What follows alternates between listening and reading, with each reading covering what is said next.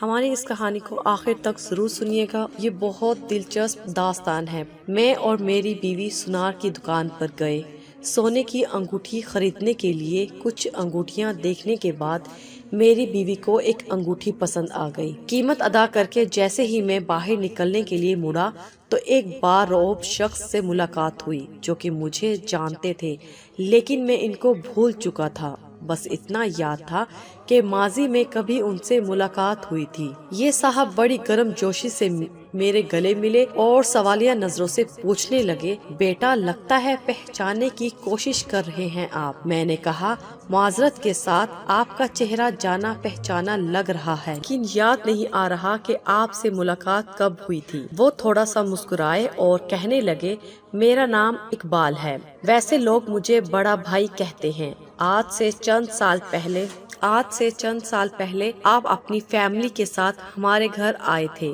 گلبرگ میں ہمارا گھر ہے، شاید آپ کو یاد آ گیا ہو۔ ان کی بات سن کر میرا تو سر ہی چکرا گیا اور میرا رویہ بالکل مودبانہ ہو گیا اور میں بے اختیار بول پڑا، سب یاد آ گیا بڑے بھائی، سب یاد آ گیا۔ میں نے سوال کیا، آپ اکیلے ہی ہیں یا آنٹی بھی آئی ہیں؟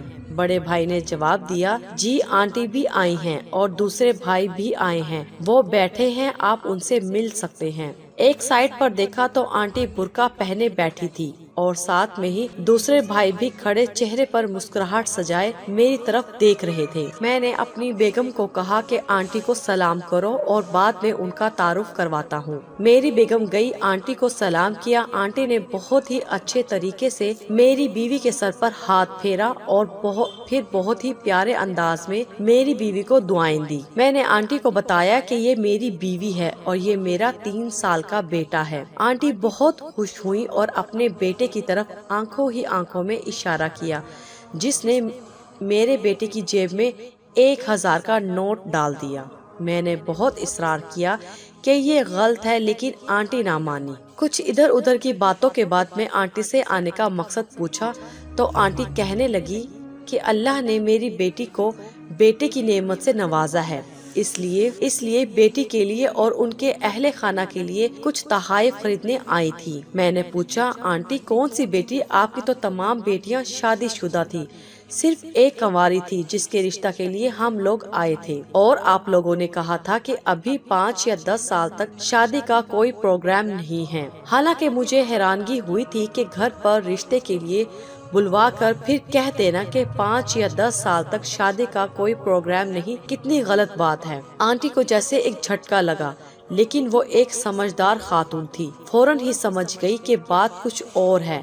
پوچھنے لگی کہ یہ بات آپ کو کس نے کہی تھی؟ میں نے کہا، والد صاحب نے کہا تھا۔ تو وہ کہنے لگی، نہیں، بات دراصل کچھ اور تھی، لیکن آپ کے والد صاحب نے آپ کا پردہ رکھا تھا۔ میرے اندر ایک تجسس پیدا ہو گیا کہ میرے والد صاحب ہم سے کیسے غلط بیانی کر سکتے ہیں، اور میرے والد صاحب نے کبھی بھی جھوٹ نہیں بولا تھا۔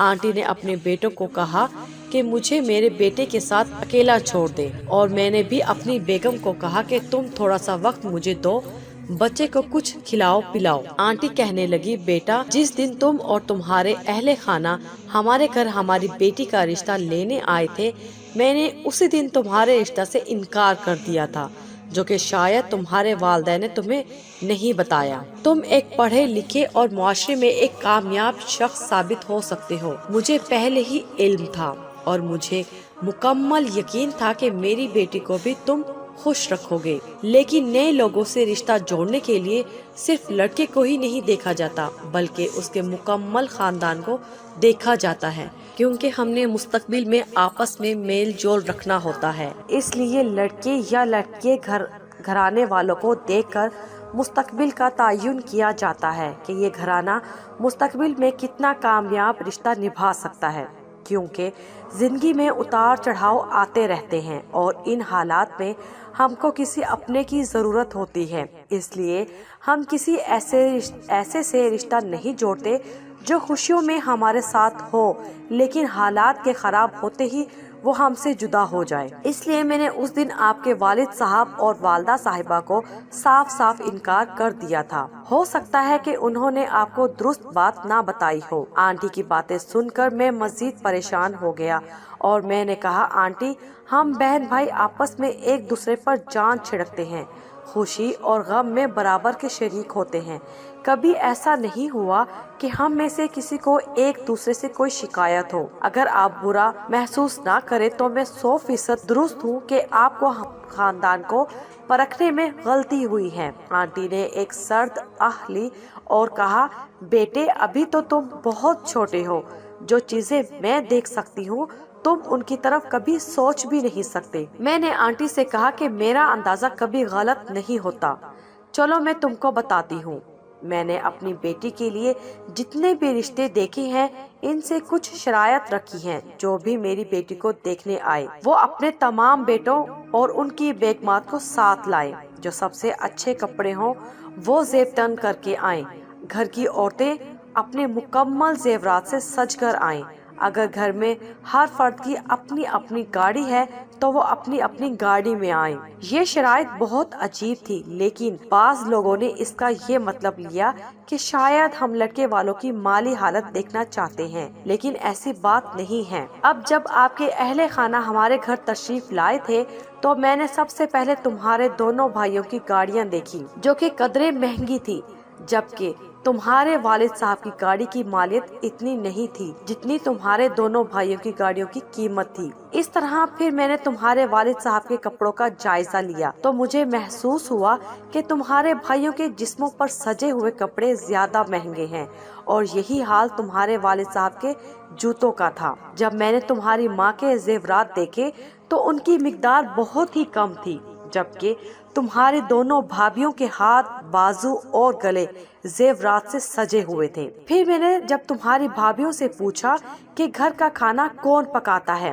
تو تمہاری بھابھیوں نے کہا کہ ہم سب علیحدہ علیحدہ پکاتے ہیں اور تمہارے والدین کا کھانا تمہاری بہن پکاتی ہے۔ اس طرح میں نے جب پوچھا کہ بچوں کو اسکول کون چھوڑتا ہے تو مجھے پتا چلا کہ تمہارے دونوں بھائی اپنے بچوں کو خود چھوڑتے ہیں، جبکہ تمہاری بہن کو تمہارے والد صاحب کالج لے کر جاتے ہیں۔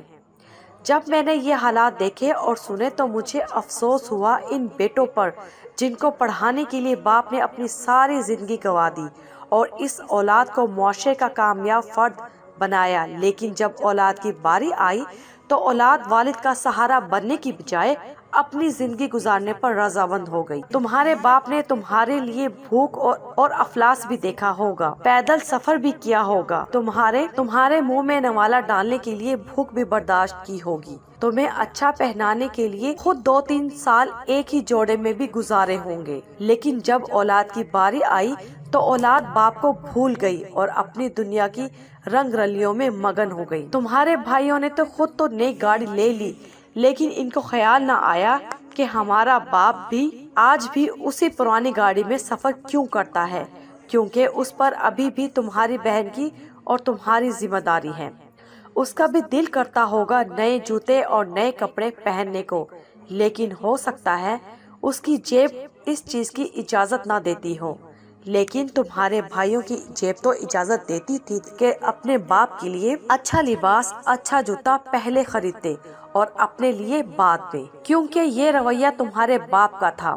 جب بھی اس نے کوئی چیز خریدنا چاہی پہلے اپنی اولاد کا خیال کیا، بعد میں اپنا سوچا۔ اسی لیے میں نے یہ ساری باتیں اسی دن تمہارے والد سے کر دی تھی۔ ہمیں دنیا کی مال و دولت نہیں چاہیے اور نہ ہی ایسے رشتہ دار چاہیے جو اپنے سے بڑھ کر اپنے رشتہ داروں کو ترجیح دیں، تاکہ کل کو جب وہ نیچے گرے تو ہم ان کو بھی سہارا دے سکیں۔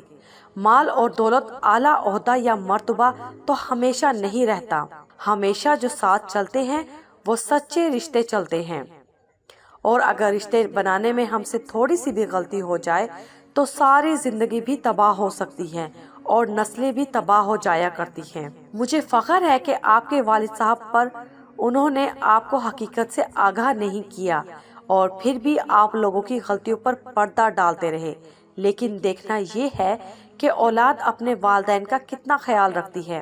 والدین تو ہمیشہ سے ہی اولاد کے لیے قربانیاں دیتے آئی ہیں۔ اپنے اولاد کی باری ہے اور مجھے فخر ہے اپنی اولاد پر کہ آج کچھ بھی ہو جائے میری اولاد مجھے ہمیشہ ترجیح دیتی ہے، میرے لیے پہلے خریدتی ہے، بعد میں اپنی بیوی بچوں کے لیے کچھ خریدا جاتا ہے۔ اور مجھے فخر ہے اپنی اولاد کی اولاد پر کہ وہ بھی اپنے والدین کو اپنی زندگیوں سے زیادہ ترجیح دیتی ہے، اور ہمارا پورا خاندان ایک جان کی مانند ہے۔ اگر کسی کو کسی بھی چیز کی ضرورت پڑ جائے تو پیٹ دکھا کر نہیں بھاگتے بلکہ ضرورت سے زیادہ لے کر آتا ہے۔ اس لیے میرے بیٹے، رشتے بنانا بہت آسان ہے لیکن کامیاب رشتے چننا اور ان کو نبھانا بہت مشکل ہے۔ کہیں ایک نااہل رشتہ آپ کو اتنا بڑا نقصان دے سکتا ہے کہ ساری عمر کی خوشیاں غموں میں تبدیل ہو سکتی ہیں، اور کامیاب رشتہ آپ کو ایسا سہارا دے سکتا ہے کہ تمام زندگی کے غم خوشیوں میں تبدیل ہو سکتے ہیں۔ اتنی بات کرنے کے بعد آنٹی اٹھ کر چلی گئی اور میری آنکھوں کے سامنے میرے والدین کا چہرہ گھومنے لگا۔ میری گاڑی میرے والدین کی گاڑی سے بہتر تھی، میرا لباس میرے والد کے لباس سے بہتر تھا، میرے گھر کی زینت کا سامان میرے والد کے گھر سے بہتر تھا، میری بیوی ہاتھ میں سونے کی چوڑیاں اور کنگن تھے جو میں نے خرید کر دیے تھے، لیکن میری ماں کا سارا زیور بک چکا تھا۔ میں آج بھی گھر سے دفتر اور دفتر سے گھر، لیکن میرا باپ آج بھی اولاد کی ذمہ داریاں نبھا رہا تھا۔ میں نے آج بھی اپنی بیوی کے لیے سونے کی انگوٹھی خریدی، لیکن میرے ذہن میں میری ماں کا خیال کیوں نہ آیا جس نے میری شادی کے لیے اپنا زیور بیچ دیا۔ مجھے افسوس ہوا اپنے آپ پر کہ میں نے اپنے والدین سے زیادہ اپنی ذات کو ترجیح دی ہے۔ میرے والدین جنہوں نے مجھے سب کچھ دیا اور میں نے ان سے سب کچھ لے کر ان کو خالی کر دیا، لیکن کبھی انہوں نے مجھ سے کوئی گلہ یا شکوہ نہیں کیا۔ میرے والدین کل بھی عظیم تھے اور آج بھی عظیم ہیں، اور میں کل بھی ناکام تھا اور آج بھی ناکام ہوں۔